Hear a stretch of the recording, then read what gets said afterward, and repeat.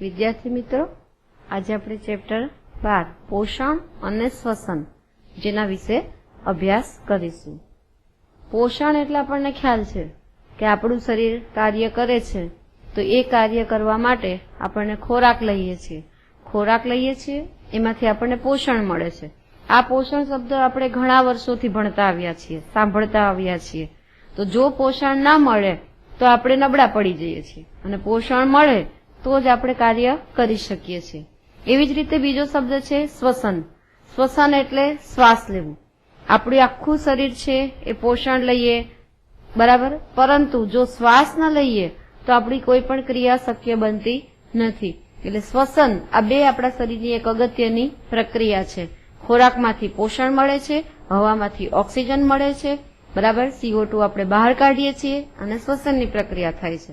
તો આ બંને વિશે આપણે ખૂબ ઊંડાણપૂર્વક આ પ્રકરણની અંદર અભ્યાસ કરવાનો છે. તો પોષણ અને શ્વસન આ બંનેમાં વનસ્પતિમાં પોષણ, પ્રાણીમાં પોષણ, વનસ્પતિમાં શ્વસન અને પ્રાણીમાં શ્વસન, આ બંને પ્રક્રિયાઓ આપણે આ પ્રકરણની અંદર અભ્યાસ કરીશું. સૌપ્રથમ આપણે જોઈએ છીએ કે દરેક સજીવ છે એ પોતાનું જીવન જીવવા માટે કેટલીક દેહ ધાર્મિક ક્રિયાઓ કરતું હોય છે. દેહ ધાર્મિક એટલે શું? તો કે આ દેહ ધારણ થયો છે તો કેટલીક ક્રિયાઓ એવી છે કે જે આપણને ઈચ્છા હોય કે ના હોય છતાંય કરવી પડે છે. અને આ દેહ ધાર્મિક ક્રિયાઓથી જ આપણા શરીરનું તંત્ર છે એ ચાલે છે. તો અહીં સજીવ છે એ દેહ ધાર્મિક ક્રિયા કરે છે. આ સજીવમાં પ્રાણી પણ આવી ગયા અને વનસ્પતિ પણ આવી ગયા. તો સજીવ દેહ ધાર્મિક ક્રિયા કરે છે તેમાં વનસ્પતિ અને પ્રાણી બંનેનો સમાવેશ થાય છે. હવે તેના માટે આપણને શેની જરૂર પડે છે? ઉર્જાની જરૂર પડે છે, બરાબર. તો ઉર્જા એટલે શું? તો ઉર્જાનો સાદો અર્થ આપણે શું કહીએ છીએ? શક્તિ. કે જો શક્તિ હશે તો જ દેહ ધાર્મિક ક્રિયાઓ થશે અને શક્તિ નહીં હોય તો આ દેહ ધાર્મિક ક્રિયાઓ કરી શકતા નથી. તો તેના માટે આપણને શેની જરૂર પડે છે? ઉર્જાની જરૂર પડે છે. ઉર્જા આપણને શેમાંથી મળે છે? તો કે ઉર્જા આપણને પોષણ દ્વારા મળે છે. હમણાં જ આપણે કીધું કે ખોરાક ખાઈએ તો આપણને પોષણ મળે. તો ઉર્જા માટે આપણો મુખ્ય અગત્યનો ઘટક શું છે? પોષણ. કે પોષણ આપણને શેમાંથી મળે છે? ખોરાક દ્વારા. કે ખોરાક દ્વારા આપણને પોષણ મળે છે. હવે આપણને ખબર છે કે પૃથ્વી પર સજીવો છે એમાં કેટલાક સજીવો સ્વાવલંબી સજીવો છે અને કેટલાક છે એ પરાવલંબી છે. સ્વાવલંબી સજીવ એટલે શું? તો કે જે ખોરાક માટે પોતાના પર જ આધાર રાખે છે તો એને સ્વાવલંબી સજીવ કહેવાય, બરાબર. દાખલા તરીકે લીલી વનસ્પતિ. તો લીલી વનસ્પતિ આપણે જોઈએ છીએ કે પોતે કેવી છે? લીલી વનસ્પતિ સ્વાવલંબી સજીવ છે. ખોરાક માટે કોના પર આધાર રાખે છે? પોતાના પર જ આધાર રાખે છે. અને કઈ ક્રિયા કરે છે? પ્રકાશ સંશ્લેષણ. કે પ્રકાશ સંશ્લેષણની ક્રિયા દ્વારા એ પોતાનો ખોરાક સૂર્યપ્રકાશની હાજરીમાં હરિતકણની મદદથી પોતાની જાતે તૈયાર કરે છે. જ્યારે પરાવલંબી સજીવ કોને કહેવાય? તો કે કેટલાક સજીવો એવા છે કે જે પરાવલંબી બીજા પર, દાખલા તરીકે મનુષ્ય, આપણે પોતે. તો આપણે છે સજીવ આપણે પોતાનો ખોરાક પોતાની જાતે નથી બનાવી શકતા. આપણે લીલી વનસ્પતિ અથવા તો અન્ય પ્રાણીઓ ઉપર ખોરાક માટે શું રાખીએ છીએ? આધાર રાખીએ છીએ. તો એને કેવા સજીવો કહેવામાં આવે છે? પરાવલંબી સજીવ. એટલે પરાવલંબી સજીવ એટલે કે ખોરાક માટે કોના પર આધાર રાખે છે? બીજા પર, બરાબર. તો એને કેવા સજીવ કહેવામાં આવે છે? પરાવલંબી સજીવ. અને આ પરાવલંબી સજીવ ખોરાક માટે બીજા પર આધાર રાખે અને પોતે ખોરાક શું કરે છે? મેળવે છે. તો એને પરાવલંબી સજીવ કહેવામાં આવે છે. તો હવે આના ઉપરથી આપણે વ્યાખ્યા એક વિચારીએ કે આપણે ભણી ગયા આગળ કે પરાવલંબી સજીવ બીજા પર ખોરાક પર આધાર રાખે છે, સ્વાવલંબી સજીવ પોતાની જાતે પોતાનો ખોરાક બનાવે છે. ટૂંકમાં આપણે ખોરાક લઈએ તો જ આપણને પોષણ મળે, ખોરાક ના લઈએ તો આપણને પોષણ મળતું નથી. તો આના ઉપરથી આપણે પોષણની એક વ્યાખ્યા નક્કી કરીએ કે પોષણ એટલે શું? તો કે પ્રાણીઓમાં ખોરાક મેળવી તેનું શોષી શકે તેવા ઘટકોમાં રૂપાંતર કરવું. સૌથી પહેલા તો આપણે પ્રાણીઓમાં શું લઈએ છીએ? ખોરાક મેળવીએ છીએ. એટલે ખોરાક મેળવીએ પછી તેનું શું થાય છે? તો કે શોષી શકે તેવા ઘટકોમાં, એટલે સરળ સ્વરૂપમાં. કેવા સ્વરૂપમાં એને કહી શકાય? સરળ સ્વરૂપમાં. સરળ સ્વરૂપમાં જો એનું રૂપાંતર કરી કોષો સુધી પહોંચાડવાની ઘટનાને શું કહેવામાં આવે છે? પોષણ કહે છે. ફરીથી એકવાર વ્યાખ્યા લઈએ કે પ્રાણીઓમાં ખોરાક મેળવે છે, તેનું શોષી શકે તેવા ઘટકોમાં રૂપાંતર થાય એટલે કે સરળ સ્વરૂપમાં અને કોષો સુધી પહોંચે. આપણા શરીરમાં ઘણા બધા અસંખ્ય કોષો રહેલા છે તો આ દરેક કોષો સુધી આ ઘટકો પહોંચે એ પહોંચાડવાની ઘટનાને શું કહેવામાં આવે છે? પોષણ કહે છે. આ ક્રિયા કોણ કરે છે? તો કે કોષો કરે છે. કોના દ્વારા થાય છે? કોષો દ્વારા થાય છે. અને ખોરાક લીધા પછી આપણને શું મળે છે? તેમાંથી ઉર્જા મળે છે. તો કોષો દ્વારા ખોરાક ગ્રહણ થાય અને ઉર્જા મળે માટે તેને કયું શ્વસન કહેવામાં આવે છે? કોષીય શ્વસન કહેવામાં આવે છે. એટલે કે ખોરાક દ્વારા કોષ ગ્રહણ કરે, શક્તિ મળે માટે એને કયું શ્વસન કહેવામાં આવે છે? કોષીય શ્વસન. ટૂંકમાં કોષ દ્વારા થતું શ્વસન, આટલું એક યાદ રાખવાનું કે કોષ દ્વારા થતું શ્વસન માટે એને કયું શ્વસન કહેવાય? કોષીય શ્વસન. અને કોષીય શ્વસન થાય એટલે તરત જ તેમાંથી આપણને શું મુક્ત થાય છે? શક્તિ. શક્તિ મુક્ત થાય તો જ આપણે શું કરી શકીએ છીએ? કાર્ય. એનો મતલબ કે શક્તિ મળે તો એનો ઉપયોગ આપણે શેમાં કરીએ છીએ? આપણી દેહ ધાર્મિક ક્રિયાઓ કરવા માટે. દેહ ધાર્મિક એટલે જીવન જીવવા માટેની ક્રિયાઓ. દેહ ધાર્મિક ક્રિયા એટલે કોને કહેવાય? જીવન જીવવા માટેની ક્રિયાઓ. તો ટૂંકમાં આપણે સમજી લીધું કે આપણે ખોરાક મેળવીએ છીએ, બરાબર, તેમાંથી એનું શોષણ થાય છે, સરળ સ્વરૂપમાં ઘટકમાં રૂપાંતર થાય છે, શરીરના દરેક કોષો સુધી એ પહોંચે છે, કોષો દ્વારા આ પ્રક્રિયા થાય છે, એમાંથી આપણને ઉર્જા મળે છે માટે તેને કોષીય શ્વસન કહે છે. કોષીય શ્વસનથી આપણને શક્તિ મળે અને શક્તિથી આપણે જીવન જીવવા માટેની તમામ દેહ ધાર્મિક ક્રિયા કરી શકીએ છીએ. હવે જીવંત પ્રક્રિયા એટલે શું? નામ જ એવું છે જીવંત, એટલે જે જીવવા માટેની પ્રક્રિયા હોય.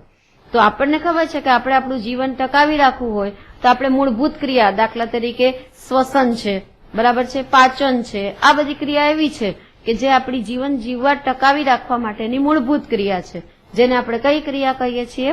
જૈવિક ક્રિયા કહીએ છીએ. દાખલા તરીકે પોષણ, બરાબર છે, વૃદ્ધિ, શ્વસન, પરિવહન. પરિવહન એટલે શું? તો કે પરિવહન એટલે આપણા શરીરની અંદર રુધિર છે એ આખા શરીરની અંદર સતત ફરતું રહે છે, તો એને આપણે પરિવહન કહીએ છીએ, બરાબર. ઉત્સર્જન. ઉત્સર્જન એટલે શરીરમાંથી નકામો કચરો આપણે શું કરીએ છીએ? બહાર કાઢીએ છીએ. નિયંત્રણ. આપણી બધી જ ક્રિયાઓ નિયંત્રિત હોય છે, એક પણ ક્રિયા વધારે પડતી પણ નથી થઈ જતી અને ઓછી પણ નથી થતી. અને સહનિયમન. સહનિયમન એટલે આપલે, જરૂરી હોય ત્યારે લેવાનું, ગુમાવવાની, આ બધી ક્રિયા સહનિયમન કહેવાય છે. હલનચલન અને પ્રજનન. હલનચલન એટલે શું? તો કે એક જગ્યાએથી બીજી જગ્યાએ, તો એ પણ સજીવ માટે ખૂબ જરૂરી પ્રક્રિયા છે, જીવન જીવવા માટેની પ્રક્રિયામાં જ એક ભાગ છે. જ્યારે પ્રજનન તો કે પોતાની જાતિનો વંશવેલો ટકાવી રાખવા માટે દરેક સજીવ આ ક્રિયા પણ કરે છે. એટલે ટૂંકમાં સજીવો જીવન ટકાવી રાખવા માટે જે મૂળભૂત કાર્યો કરે છે એને કઈ ક્રિયા કહેવામાં આવે છે? જૈવિક ક્રિયા કહે છે. પોષણનો અર્થ શું થાય? હવે આપણે પેલા પોષણની વ્યાખ્યા જોઈતી, હવે પોષણનો શું જોશું અહીંયા આપણે? અર્થ. તો કે ખોરાક ગ્રહણ કરી શરીર દ્વારા શોષી શકાય અને ઉપયોગ કરી શકાય. આ બંને શબ્દો ઉપર ખાસ ધ્યાન આપજો કે ખોરાક ગ્રહણ કરી, આપણે ખોરાક ખાઈ તો લઈએ છીએ, ગ્રહણ તો કરી લઈએ છીએ, પછી શું? તો કે પછી શરીર દ્વારા શોષી શકાય, એટલે કે શરીર એવા એના સરળ સ્વરૂપમાં રૂપાંતર કરે છે કે એ બધા જ ઘટકો શરીરના કોષોમાં શોષાઈ જાય છે. શોષાઈ ગયા પછી શું થાય? તો કે આપણે એનો શું કરીએ છીએ? ઉપયોગ કરી શકીએ છીએ. એવા નાના એકમમાં ફેરવવાની પ્રક્રિયા એટલે પોષણનો શું થયો? સાદો અર્થ. ફરીથી પોષણનો અર્થ એટલે શું? તો કે ખોરાક પેલા ગ્રહણ કરો, ગ્રહણ કરી પછી શોષી શકાય તેવા પદાર્થમાં એનું રૂપાંતર કરવું, ત્યારબાદ તેનો ઉપયોગ કરવો, આવા નાના નાના એકમોમાં ફેરવવાની પ્રક્રિયા એટલે પોષણનો સાદો અર્થ. હવે આ શોષિત ખોરાક, આપણે કીધું કે ખોરાક શોષાઈ જાય છે શરીરના કોષોમાં, તો કે આ શોષિત ખોરાકમાંથી શ્વસન દરમિયાન શક્તિ શું થાય છે? મુક્ત થાય છે. આ શોષિત ખોરાક છે, શ્વસનની પ્રક્રિયા થાય છે અને આપણને શું મુક્ત થાય છે? શક્તિ. શોષિત ખોરાકનું શરીરમાં શું થાય છે? પરિવહન. કે દાખલા તરીકે આપણે મોંથી ખોરાક લઈએ છીએ, એ ખોરાક અંતે તો નાના આંતરડામાં જાય છે, પણ નાના આંતરડા પછી એ ખોરાક છે એનું નાના જે સરળ સ્વરૂપમાં રૂપાંતર થયું હશે એ શરીરના દરેક અંગને જરૂર છે. પગને પણ જરૂર છે, મગજને પણ જરૂર છે, હાથને પણ જરૂર છે. તો ટૂંકમાં આ જે શોષિત ખોરાક છે એનું પરિવહન થાય છે, એટલે આખા શરીરમાં દરેક જગ્યાએ પહોંચે છે. જેટલો પદાર્થ ઉપયોગી હશે એટલું શરીરના કોષોને શું આપે છે? ઉર્જા આપે છે. એટલે જેટલો પદાર્થ આપણને ઉપયોગી હશે એમાંથી આપણને ઉર્જા મળે છે. જ્યારે નકામો પદાર્થ, જે વધારાનો પદાર્થ નીકળો, એ શું થશે? તો કે એને શરીરની બહાર કાઢવો જ પડે છે. તો એના માટે કઈ ક્રિયા થાય છે? ઉત્સર્જનની ક્રિયા. અને એ શરીરમાંથી શું નીકળે છે? બહાર નીકળે છે. ટૂંકમાં શોષિત ખોરાકમાંથી શ્વસન દરમિયાન પેલા તો શક્તિ મુક્ત થાય, ખોરાકનું પરિવહન થાય, કોષને ઉર્જા મળે અને નકામો પદાર્થ બહાર નીકળે. આ 4 તબક્કાની અંદર આખું પોષણની પ્રક્રિયા સમાયેલી છે. સજીવો પર્યાવરણમાં ટકી રહેવા માટે નિયંત્રણ અને સહનિયમન કરે છે. પહેલા પણ મેં કીધું કે કોઈ પણ ક્રિયા વધારે પડતી પણ ન હોવી જોઈએ અને ઓછી પણ ન હોવી જોઈએ. સાથે સાથે સહનિયમન એટલે કે સાથે સાથે થવી જોઈએ. જે સમયે થવી જોઈએ એની સાથે, દાખલા તરીકે પાચનની ક્રિયા, તો પાચનની ક્રિયામાં આપણને ખ્યાલ છે કે મોંમાંથી જો ખોરાક ચવાઈ જાય પછી આગળ વધે જ છે, તો એ સહનિયમન સાથે સાથે થતી પ્રક્રિયા છે. અને સાથે સાથે એની સાથે શ્વાસોશ્વાસ પણ પ્રક્રિયા ચાલુ રહે છે, પરિવહનની પ્રક્રિયા પણ ચાલુ રહે છે. તો ટૂંકમાં સજીવો પર્યાવરણમાં ટકી રહેવા માટે જેમ જૈવિક ક્રિયા કરે છે તે જ રીતે એને નિયંત્રણ અને સહનિયમનની ક્રિયા પણ એટલી જ તેના માટે અગત્યની છે. વૃદ્ધિની પ્રક્રિયાથી સજીવના કદમાં શું થાય છે? ફેરફાર. આપણે એમ કહીએ કે વૃદ્ધિ, તો વૃદ્ધિ થઈ તો આપણે સાવ બાળક જન્મે છે ત્યારે સાવ નાનું હોય છે, પણ ધીમે ધીમે ત્યારે એના હાથ પગ પણ નાના નાના હોય છે. પણ જેમ જેમ એ વૃદ્ધિ થાય છે, ખોરાક મેળવે, એને પોષણ મળે, આમ એની વૃદ્ધિ થાય અને વૃદ્ધિ થાય એટલે એના સજીવના કદમાં શું થાય છે? ફેરફાર થાય છે. પેલાના નાના જે હાથ હતા એ મોટા થાય છે, શરીરનું કદ પણ મોટું થાય છે. આમ ખોરાકથી પોષણ, પોષણથી વૃદ્ધિ અને વૃદ્ધિથી કદમાં શું થાય છે? ફેરફાર. એટલે સૌથી પહેલું શું આવશે? ખોરાક. ખોરાકમાંથી એને શું મળશે? પોષણ. પોષણથી એની શું થશે? વૃદ્ધિ. અને વૃદ્ધિથી એના સજીવના કદમાં શું થશે? ફેરફાર. તો આ ક્રમ એ આપણી કઈ પ્રક્રિયા કહેવામાં આવે છે? જીવંત પ્રક્રિયા. હવે શરીરના નાનાથી મોટા ભાગ તરફ બરાબર હલનચલન થાય છે અને આમ સજીવ પોતાની જાતિનું અસ્તિત્વ શું કરે છે? ટકાવી રાખે છે. પોષક તત્વો એટલે શું? હવે આપણને ખ્યાલ છે કે આપણે ખોરાક લઈ લીધો છે, પણ ખોરાકની અંદર જે ઘટકો છે એ કેવા ઘટકો કહેવાય છે? પોષક તત્વો.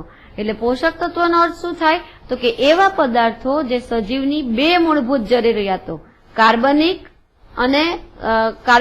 પદાર્થ અને ઉર્જા. તો આ કાર્બનિક પદાર્થ અને ઉર્જા આ બંને છે એ એવા 2 ઘટકો છે કે જે પોષક તત્વની સૌથી અગત્યની મૂળભૂત 2 જરૂરિયાતો છે. બરાબર? તો પોષક તત્વો એટલે શું? તો કે પોષક તત્વોનો અર્થ શું થશે? તો કે એવા પદાર્થો કે જે સજીવની 2 મૂળભૂત શું છે? જરૂરિયાત છે. હવે 2 મૂળભૂત જરૂરિયાતમાં આપણે એક જોઈ લીધું, કાર્બનિક પદાર્થ અને બીજું છે ઉર્જા. તો પોષણ એટલે શું? તો હમણાં ઉપર પણ આપણે જોઈ ગયા હતા કે ખોરાકમાંથી એવા નાના નાના ઘટકોમાં રૂપાંતર થશે સરળ સ્વરૂપમાં, જેને કોષો છે એ ગ્રહણ કરી લેશે, આખા શરીરમાં પરિવહન કરશે. તો પોષણ એટલે શરીર દ્વારા કાર્ય કરવા માટેની શક્તિ અને તેમજ શું આવશે? વૃદ્ધિ. તો પોષણ એટલે શરીર દ્વારા કાર્ય કરવા માટેની શક્તિ અને તે માટેની વૃદ્ધિ. તો કે શક્તિ મળે છે, કાર્ય કરીએ છીએ, તો આ કાર્ય કરીએ છીએ ત્યારે જ શરીરની શું થાય છે? વૃદ્ધિ થાય છે. ખોરાક એટલે શું? સાદી ભાષામાં આપણે ખોરાક એટલે જમવું.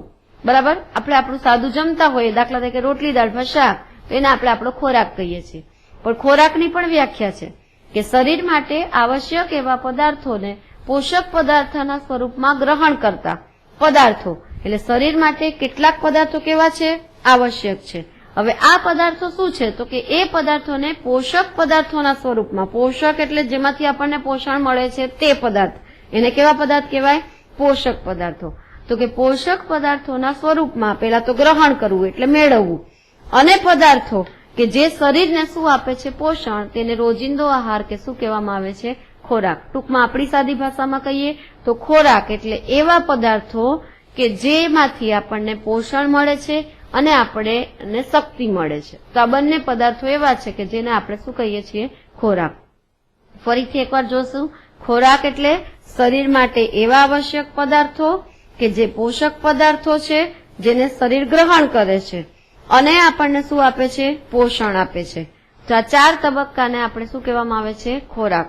યાદ રાખવા માટે તમારે શું કરવાનું?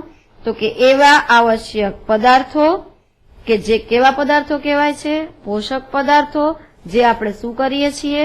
ગ્રહણ કરીએ છીએ. તેમાંથી આપણને શું મળે છે? પોષણ મળે છે, જેને આપણે શું કહીએ છીએ? ખોરાક કહીએ છીએ. તો આ ખોરાકની શું થઈ? વ્યાખ્યા થઈ. ખોરાકના ઘટકો કયા? તો આપણે ઘણા નાના ધોરણથી ભણતા આવ્યા છીએ, 5મા 6ઠાની અંદર પણ, કે ખોરાકના ઘટકમાં કાર્બોદિત પદાર્થ, પ્રોટીન, ચરબી, વિટામિન, પાણી અને ક્ષાર, આ આપણા મુખ્ય ખોરાકના શું છે? ઘટકો છે.